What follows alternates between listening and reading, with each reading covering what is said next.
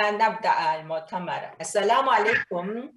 يسرني الترحيب بكم بالمؤتمر الدولي للجمعية الكورية للغات العربية وآدابها بعنوان اللغات العربية وآدابها في عصر التواصل الافتراضي. وأنا كيم جونغ المديرة العامة للجمعية الكورية للغات العربية وآدابها من جامعة هانكوك للدراسات الأجنبية. ولديكم خدمة الترجمة من العربية إلى الكورية في هذه الجلسة الافتتاحية، ومن يحتاج إلى هذه الخدمة أرجوكم أن نقر الأيقونة يعني شكل العرضية في أسفل الشاشة.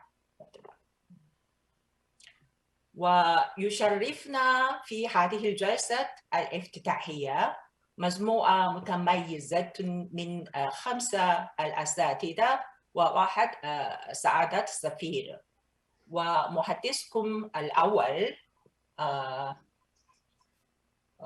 أستاذ دكتور تشي جينيونغ، وسيقدم الكلمة الافتتاحية.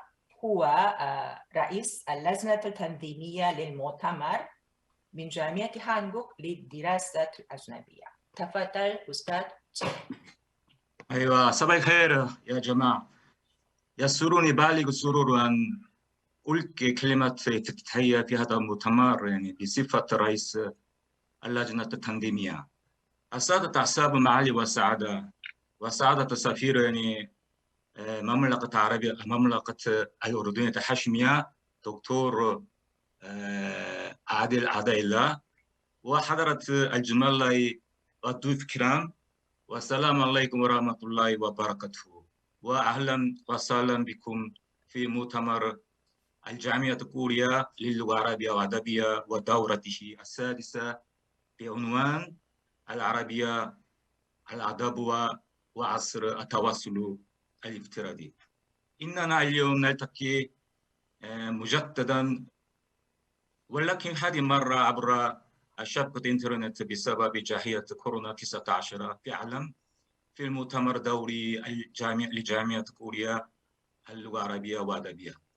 إنه لمن دعوة سروري أن أشهد اليوم معكم افتتاح فعالية الدورة السادسة للمؤتمر الذي ينعقد اليوم يوم السبت الموافق للسادس والعشرين من يونيو عام 2021 بالعاصمة جمهورية كوريا سيول، والذي تنظمه جامعتنا الموقرة.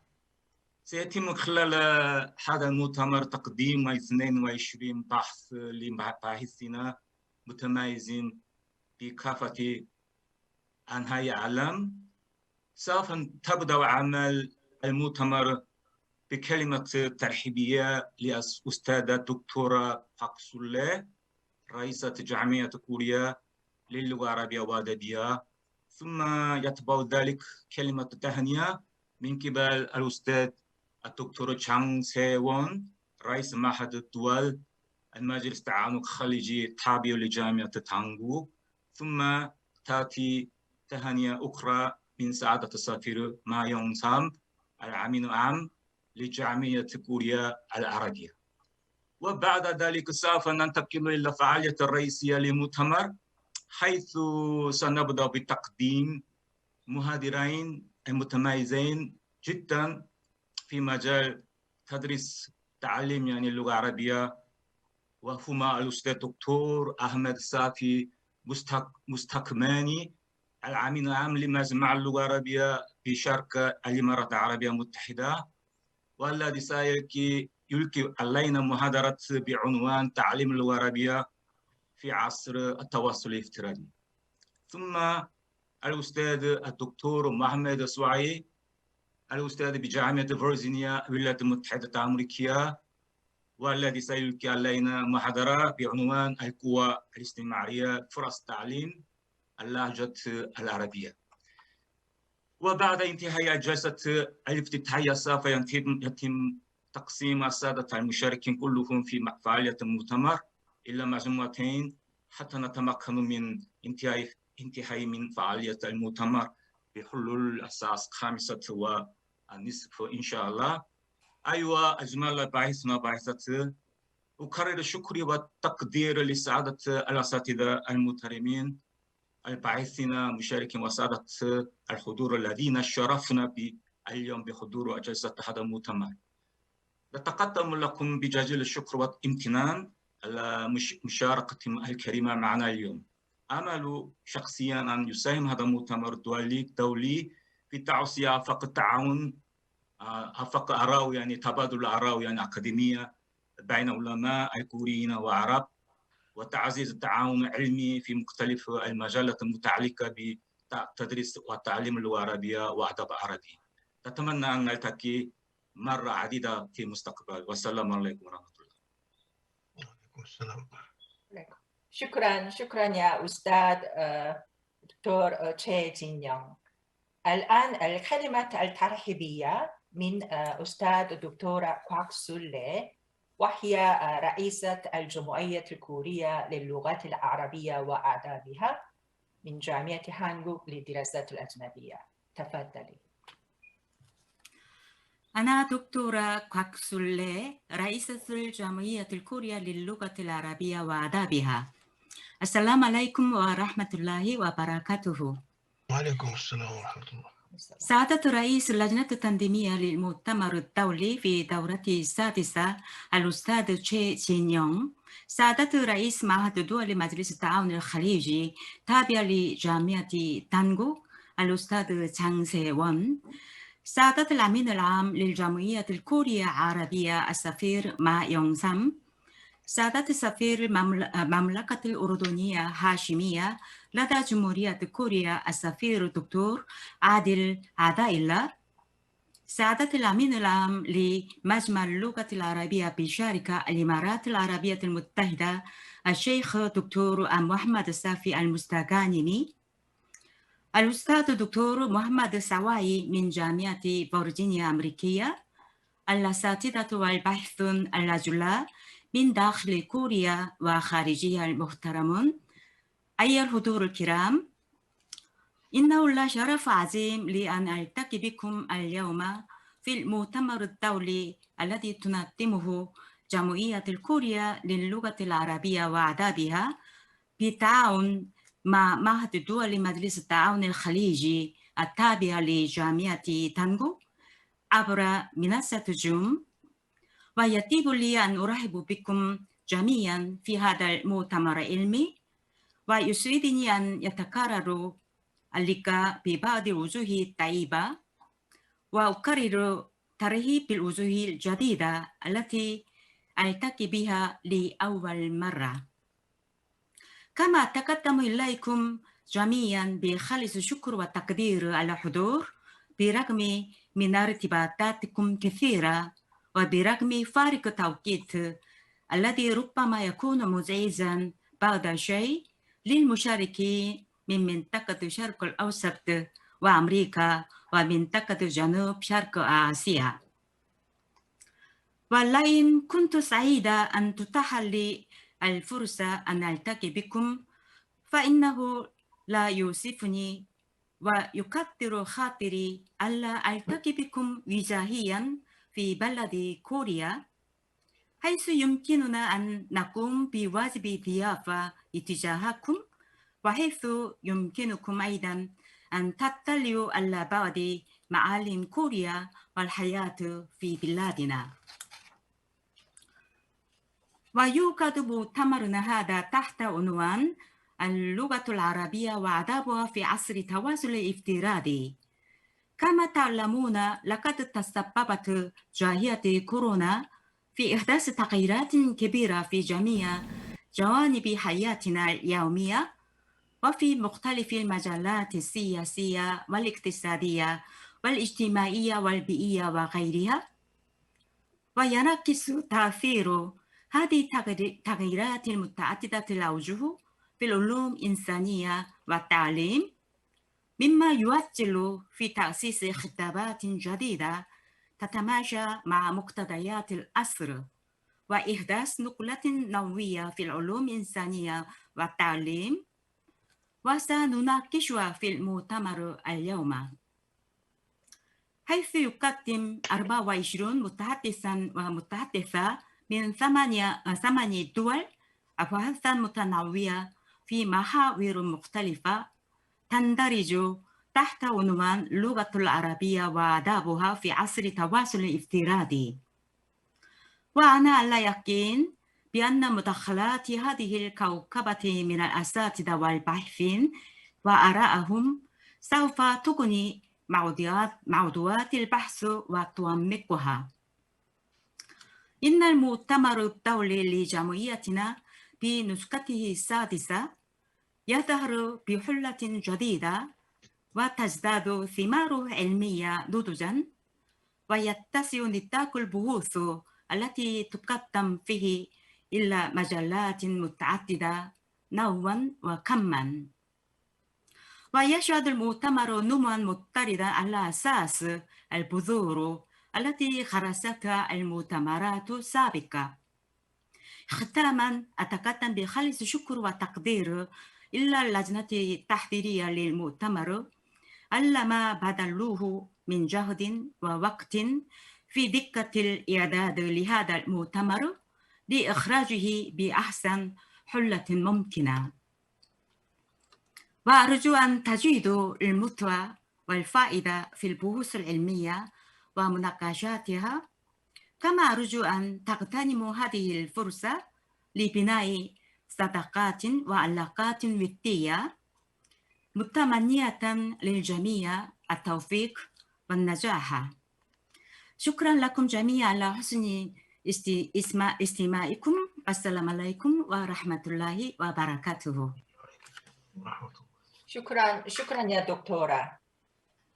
والآن محدثكم أستاذ الدكتور تشانغ سي-وون، وهو رئيس معهد دول مجلس التعاون الخليجي للتعبئة لجامعة دانكوك.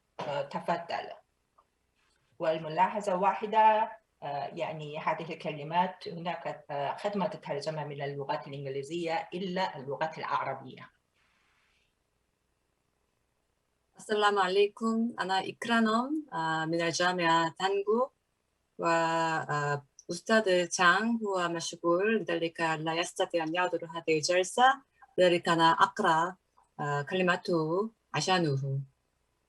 Good afternoon. Assalamu alaikum. I'm Se-won Chang, the director of the GCC Institute at Dankook University. I would like to congratulate the 6th International Conference organized by Korean Association of Arabic Language and Literature. I thank Professor Gwag, the president of Korean Association of Arabic Language and Literature, and Professor Jinyoung, the chairperson of KAALL's organizing committee, for their effort of successful opening of the international conference during the global catastrophic time hit by the COVID-19 pandemic. I'd like to welcome all the online and offline participants, as well as the local and overseas participants who chair the panels, present their papers, discuss the presented papers, and those who observe the conference. I also want to express my sincere gratitude to our two keynote speakers, Professor Mahmoud Safi, the Director of Arabic Language Academy in Sharjah, UAE, with the subject of teaching Arabic in the era of contact-free communication, and Professor Mahmoud Choi of the University of Virginia, USA, with the subject of colonial powers and the imposition of what to teach, modern standard Arabic or a dialectal variety. A theme of the conference of 6th International Conference of KAALL is Arabic language and literature in the post-COVID-19 era of contact-free communication. It is not only a timely topic for this COVID-19 era, but also challenging discourse to adapt to the upcoming change in the future.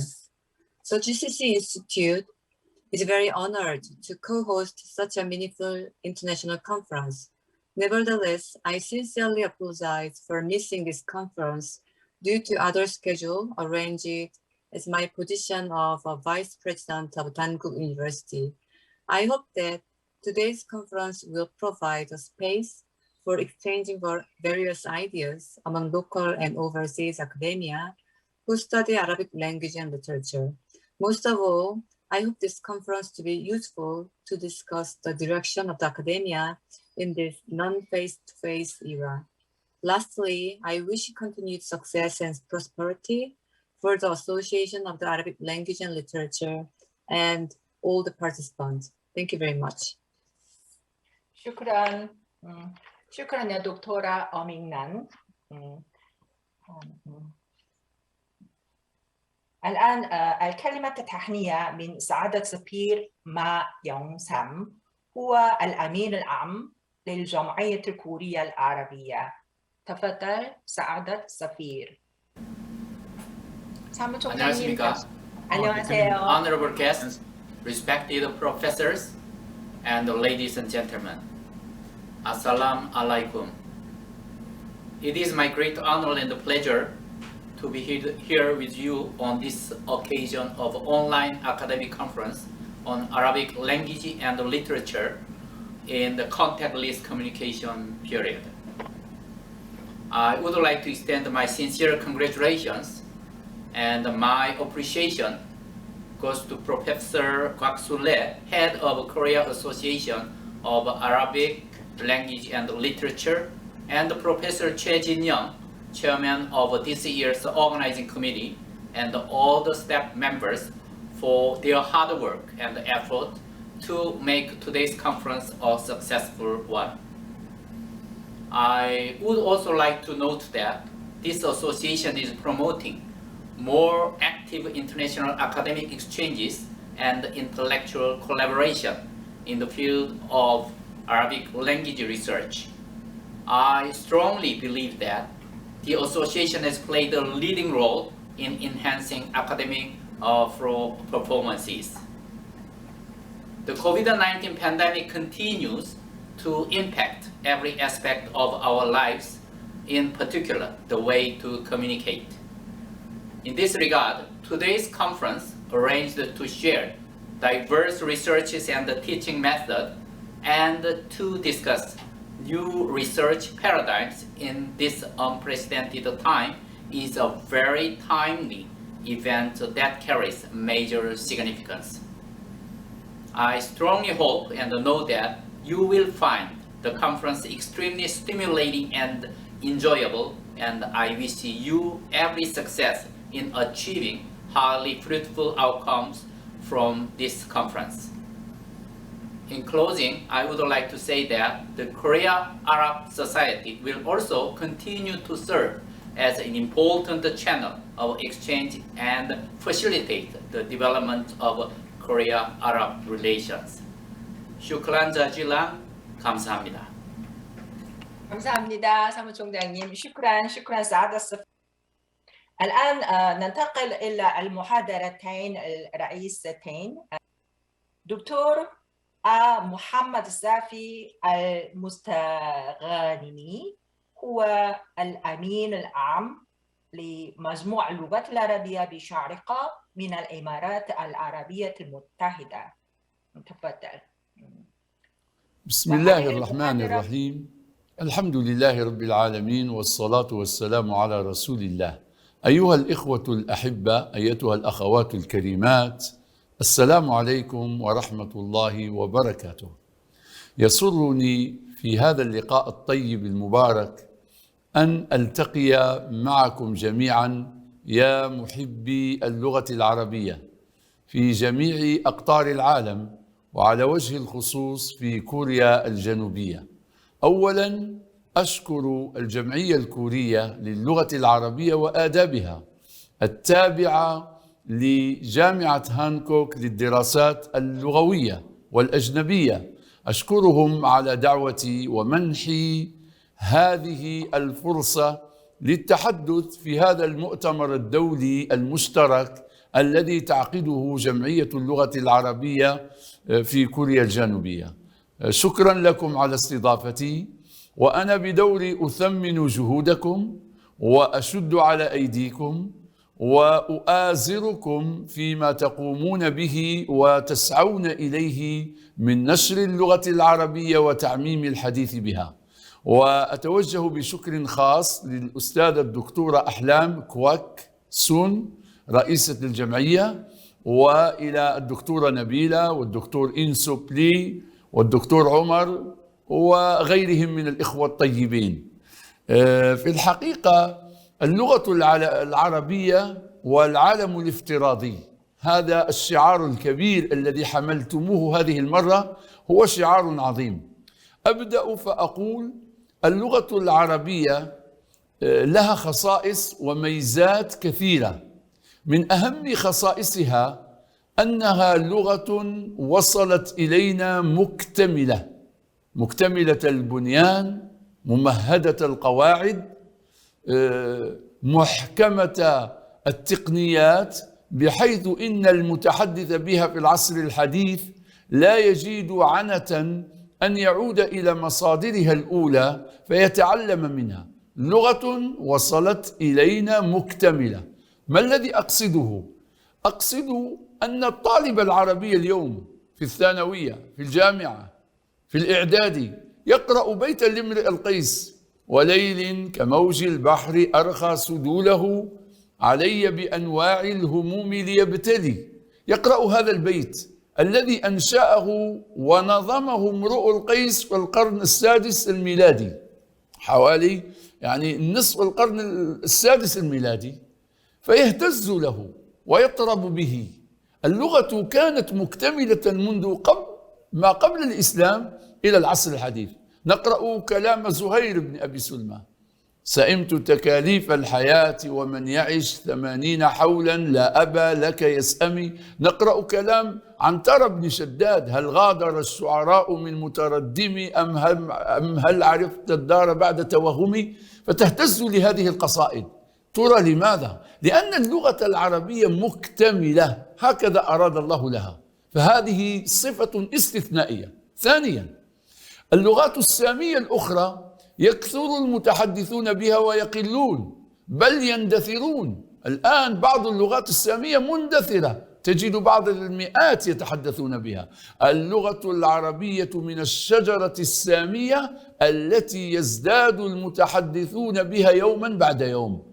منذ فجر الإسلام ازدادت شعوب كثيرة دخلت إلى الإسلام وتعلمت هذه اللغة وأتقنتها وكتبت بها وترجمت إليها، وها نحن أولئك نجد انتشارا عجيبا لهذه اللغة في العالمين. ثالثا، هذه اللغة التي اصطفاها الله وزادها عذوبة وطيبا وهذبها واصطفاها أن أنزل بها القرآن الكريم، فزادها تقديسا واهتماما. لذلك هي باقية على مر الدهور وكر العصور. رابعا، لغة تتميز بالإعراب، ثمة المرفوعات وثمة المنصوبات والمجرورات والمجزومات. لغة فيها تقنيات تمكنك من التصرف. هذه الظاهرة التي انقرضت من كثير من اللغات. وإلا كيف نميز بين فاعل ومفعول، وبين تمييز وصفة، وبين مفعول مطلق، وبين حال، وبين نائب فاعل؟ لابد من الإعراب. الإعراب هو الإبانة والتبيين. هذه الصفة والميزة في اللغة العربية تزيدها جمالا، تزيدها رواء وبهاء، ولذلك لا ينبغي التفريط فيها. خامسا، وفرة المعجم اللغوي في اللغة العربية. والله إذا سألنا عن الأسد في اللغة الإنجليزية أو الفرنسية قد يعطونا اسما أو اسمين، أو في اللغة الإسبانية أو غيرها، بينما نجد للأسد في اللغة العربية عشرات الأسماء. نقول عنه الأسد والسبع والهزبر والليث والضرغام والقسورة. العرب ما تركوا صفة إلا أنتجوا لها كلمة تتناسب. وانظر إلى السيف وأسماء السيف، وانظر إلى الإبل وأنواعها وصفاتها ونعوتها. هذه لغة يكفيها أن الخليل بن أحمد الفراهيدي عد لها أكثر من 12 مليون كلمة من التقليبات اللغوية، أكثر من 12 مليون كلمة، المهمل والمستعمل. بينما اللغات الأخرى يا سيدي الكريم، اللغة الإنجليزية على ثرائها وجمالها لا تتجاوز 600 ألف كلمة، يعني نصف مليون وشوي. هذه اللغة بهذا الثراء لماذا يفرط فيها أهلها؟ بالعكس، علينا أن نعنى بها ونزيد نشرها ونزيد تعليمها ونيسر تعليمها.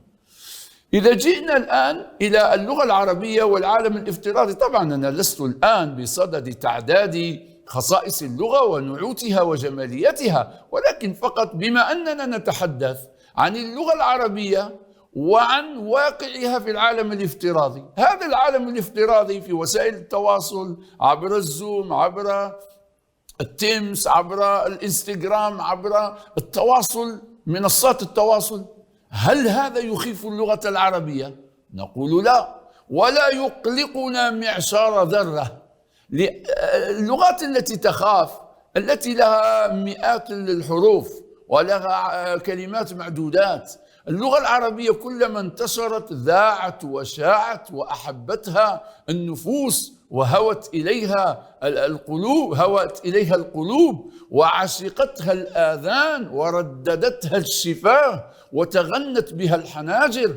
اللغة العربية عندما يفسح لها المجال نجد من الأوروبيين ومن الأسيويين ومن الأفارقة ومن الأمريكيين من يعشقون هذه اللغة ويتغنون بها الآن. ترى لماذا؟ لجمالها، لإيقاعها الصوتي، لتعدد أبنيتها. هذه المباني اللغوية التي تتفرد بها اللغة العربية لكل معنى له مبنى: فاعل غير مفعول، فعال غير فعيل، غير فعول، مفعال، مستفعل. هذه الأبنية كلها تساعد القارئ العربي، تساعد الناطق بهذه اللغة على التعبير على ما يريد.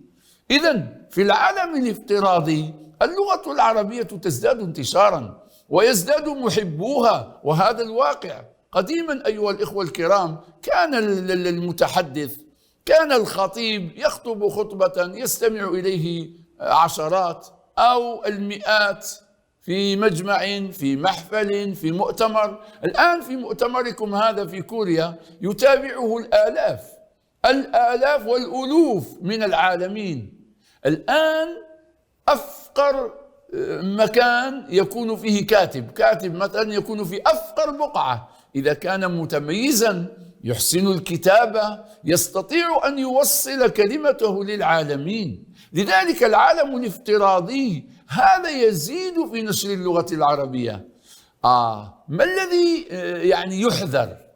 وأنا هذه نصيحتي يا أبناء اللغة العربية، أبناء جامعة هانكوك للدراسات الأجنبية، وإننا لقد استقبلنا وفدا من الطلاب الرائعين والمعلمين والمعلمات الرائعات، ونحن نشد على أيديكم في اهتمامكم باللغة العربية، لكن الحذر، كل الحذر أن نطمس بعض معالم اللغة.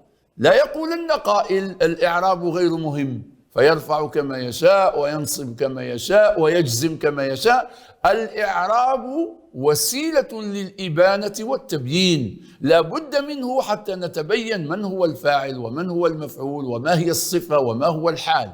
لا بد من المحافظة على إعراب اللغة. ومن يقول سكن تسلم هذا كلام الضعفاء وكلام الذين لا يريدون للغة أن تبقى في بهائها وجمالها. ثانيا، نريد للغة أن تنتشر كما هي، نحوا وصرفا وعروضا وفقه لغة ومعجما. لا نريد التفريط في جماليات اللغة العربية التي حباها الله بها، بداعي ثمة من يقول نعمل على تيسير اللغة وتيسير النحو وتسهيلها ويميلون إلى العاميات. لا، العربية جميلة في ثوبها البهي، في عباراتها الرنانة، في أبنيتها الجميلة، في قواعدها المحكمة، في ثراء أنساقها وأنماطها.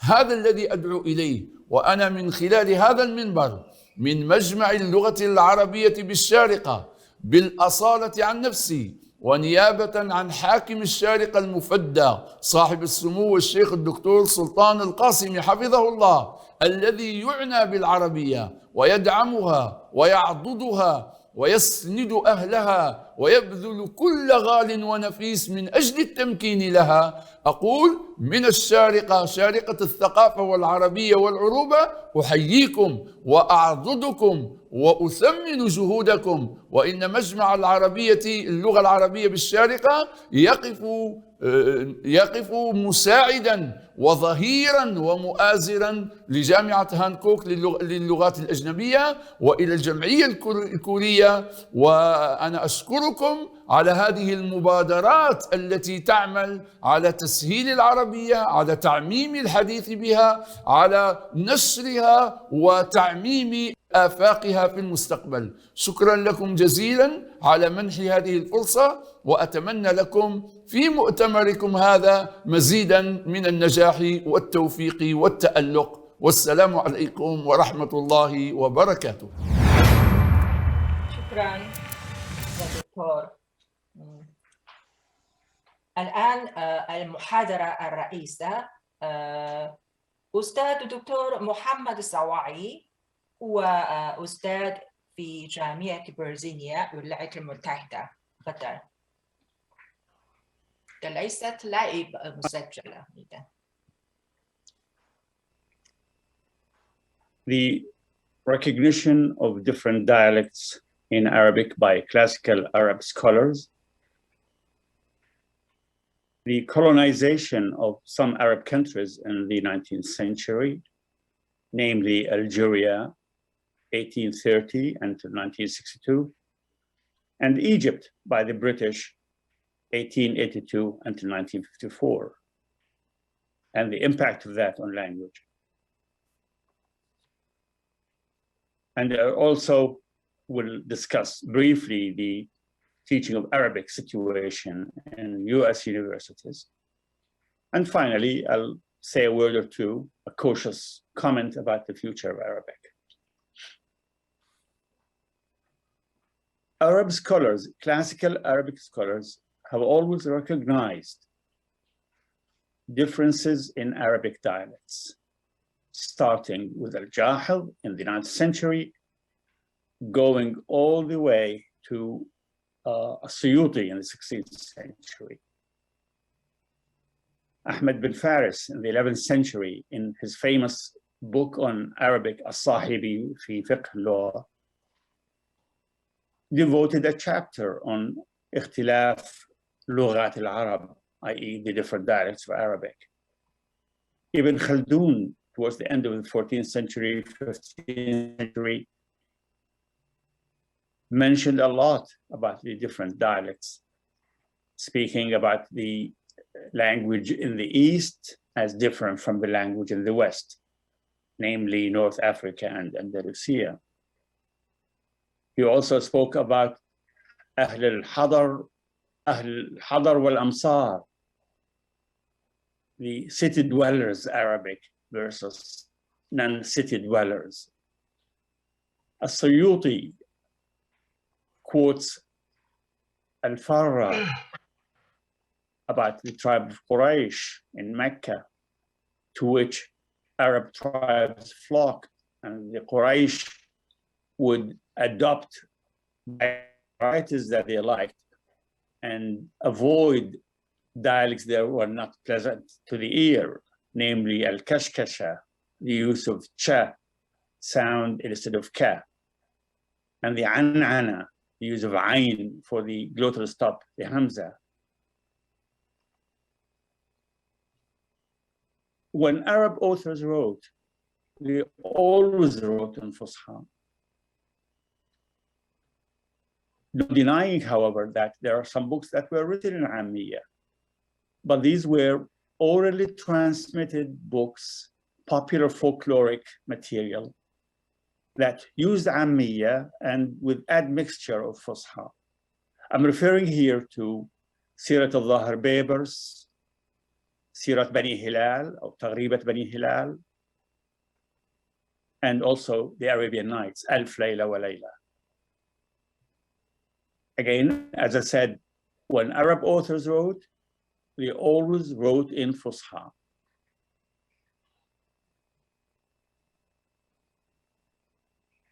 And it wasn't until the 19th century that there were some demands put on Arabs not to use Fusha, but to use Ammiya in place.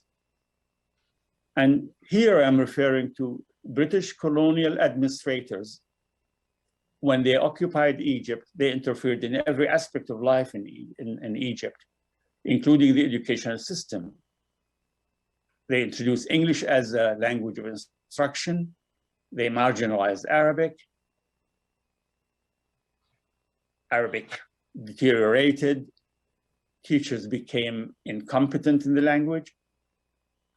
And the administrators started to demand the use of Ammiya, not Fusha.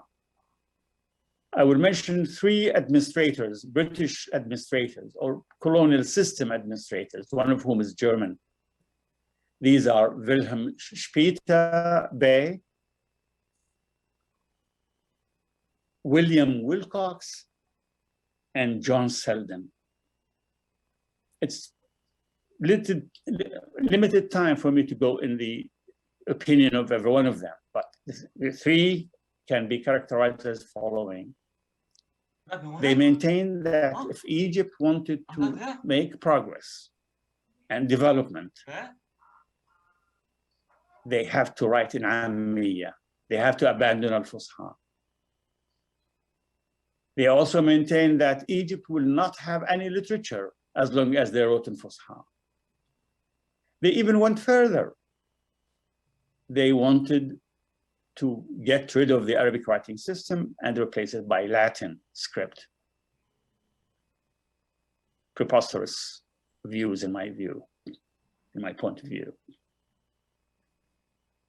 And the situation became really more comic when we know about Daniel Willard Fisk, former professor and librarian at Cornell University in USA. Himself specializing in Scandinavian languages with a focus on Icelandic, he went to Egypt on his honeymoon and he met Wilhelm Bey, the director of the Royal Dar al-Kutub al-Masriya, a national library. He liked his views about Arabic, and this Fisk guy started advocating that Egyptians should adopt the Latin script. They should abandon Fusha and write in Ammiya. He even authored books about this, about the grammar of the Egyptian dialect, and also a manual how Egyptians should be writing, what system of writing they should be using.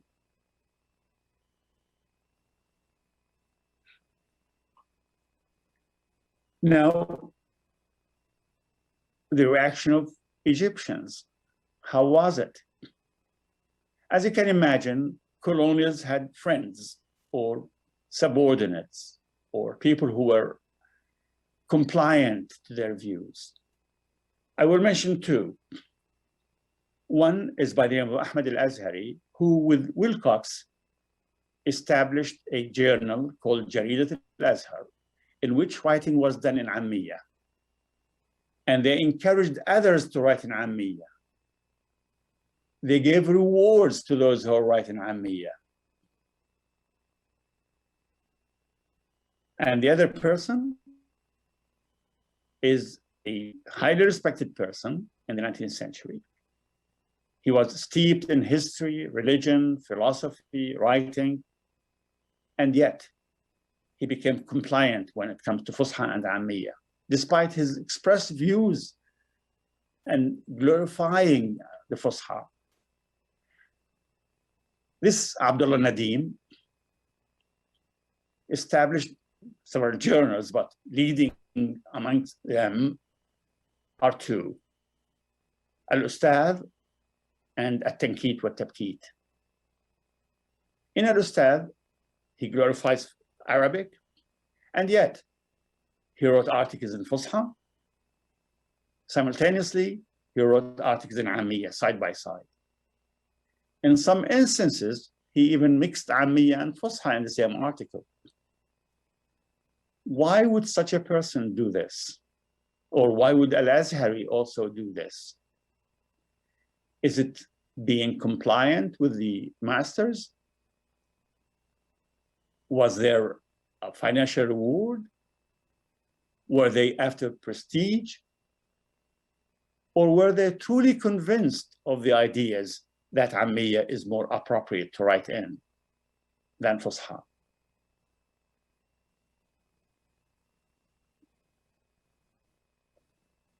Countering Al-Nadim and Al-Azhari, there is a journal, science-oriented journal by the name of Al-Muqtataf. Sarruf and Nimr were the editors of this. They were also interested in the language situation. And through their status, or due to their status in Egypt, they also had contacts with Westerners. They knew them, they knew about their ideas. So they aired a view, they wrote an article soliciting views from the readership as to the language situation, what to use, Fusha or Ammiya. Al-Muqtataf was flooded by articles by scholars and others who were in support of Fusha, exclusively support of Fusha, with the exception of one person who was in support of Ammiya. Again, the time is too limited for me to go to reasons why this person was advocating Ammiya.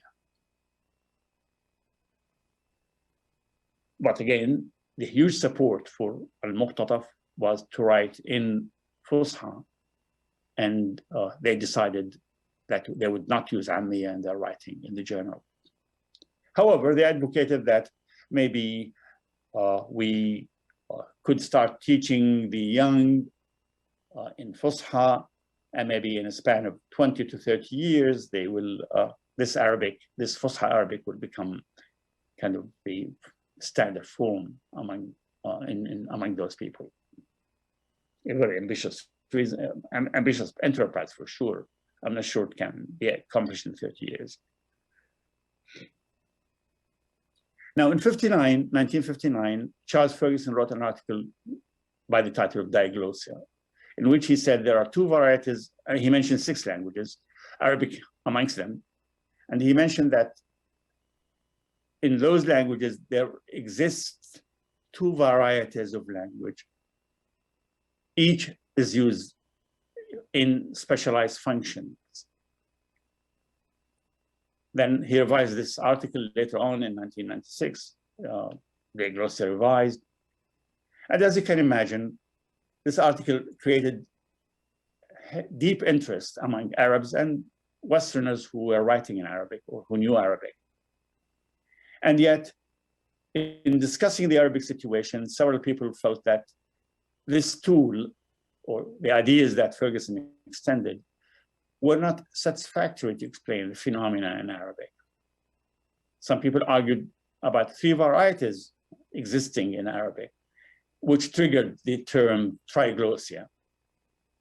Said Muhammad Badawi wrote a book called مستويات العربية المعاصرة في مصر, the contemporary levels of Arabic in Egypt, in which he argued for 5 levels, which again, as a result of the research done, prompted by Diglossia, there was deep interest in the language situation in Egypt and elsewhere.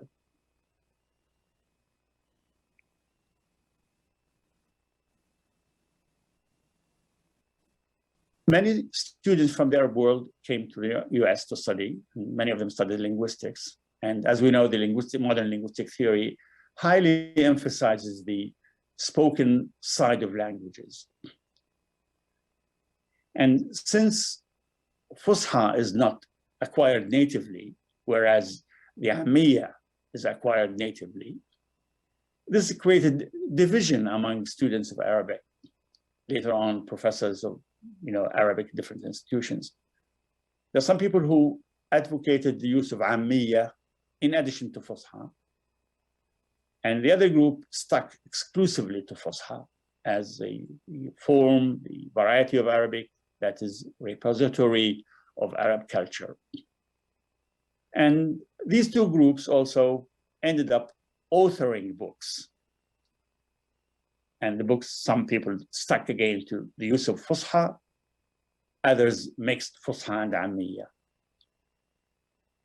On the market in the US now, at least, we are aware of two books that mix Ammiya and Fusha side by side. Arabiyyat al-Nas, in which there is one dialect, and Al-Kitab, in which there are two dialects and Fusha. The two dialects are Egyptian and Shami. I have problems with the definition of Shami because it's a huge region and varied dialects in that region. So you cannot refer to the dialects spoken in southern Jordan or parts of Palestine or parts of Syria as Shami, comparable to the Shami spoken in Damascus or Aleppo.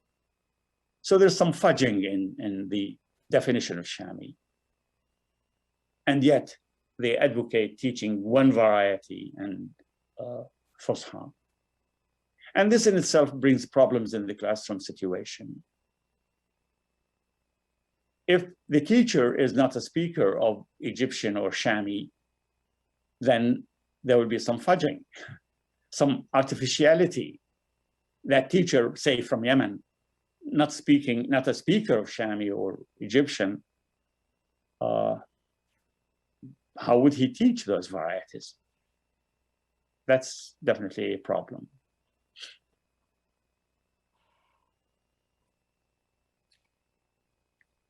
After 9/11, the US realized they were short on qualified speakers in the various departments in the government. And this prompted huge discussion. So to remedy the situation, a program was established, created in order to support the teaching of languages, among them Arabic. The name of this program is a flagship program, which is housed in several universities in the US. But again, this program extends financial support to universities that teach Ammiya and denies support to those programs that teach only Fusha. In a way, it's just like the 19th century support of Ammiya. Not to the same extent, I must admit, but there's some interference again in the teaching of Arabic at universities in the US. And again, this is a very curious situation. As you all know, German, Italian, several languages exhibit many dialects where sometimes mutual eligibility is compromised.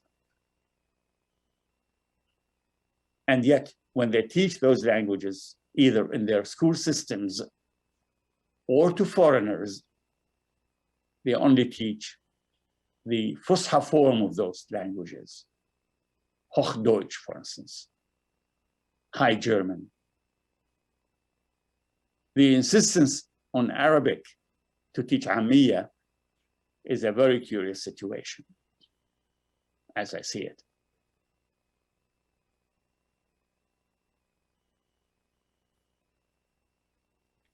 As a result of the colonization,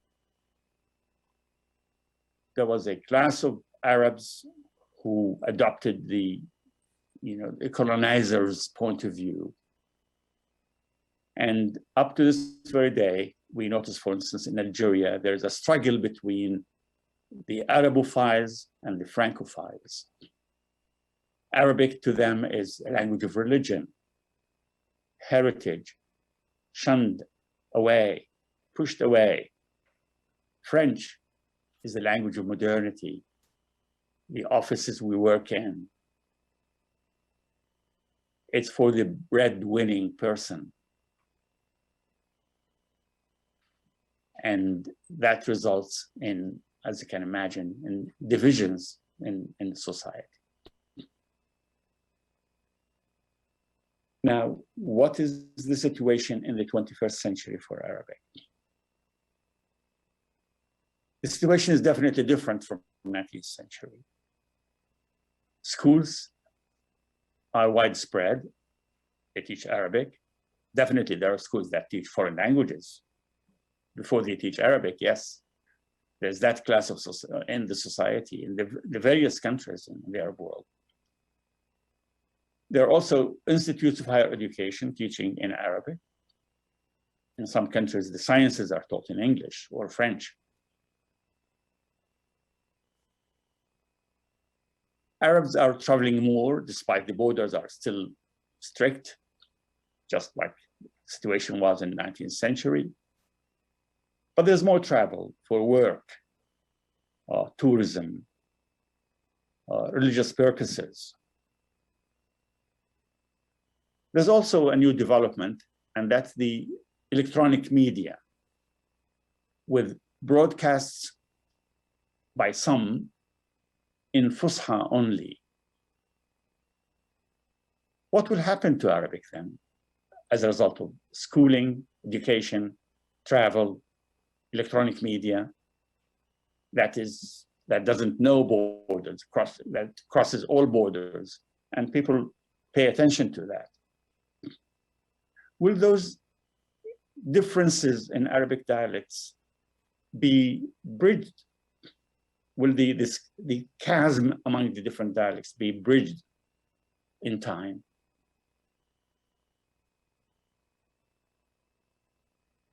Could this situation upgrade the different dialects, resulting in one variety, one Fusha to speak? Can Arabic become unified, the different dialects unified in the present divisions of the Arab world? Bear in mind that in 18th century and 19th century, 6 million at that time, of 28 at that time, in France spoke only French. It took Napoleonic conscription and imposition of schooling, teaching French, Ile-de-France, French of the Paris island, so to speak, so that the patois, the different regional varieties in France, were decimated, and French became the standard language adopted by all. Now, would Arabic need a unified country with laws like Napoleonic laws to create a Fusha, or to make Fusha widespread among the 450 million or so Arabic speakers? At the present time, I think Arabic speakers are at crossroads where it's very hard to predict where they will be going in the future. It's very, very hard to predict. Thank you. شكرا. قبل أن ننتهي هذه الجلسة الافتتاحية، أرجوكم أن تفتح الكاميرات كلكم لالتقاط الصورة الجماعية. تفضل.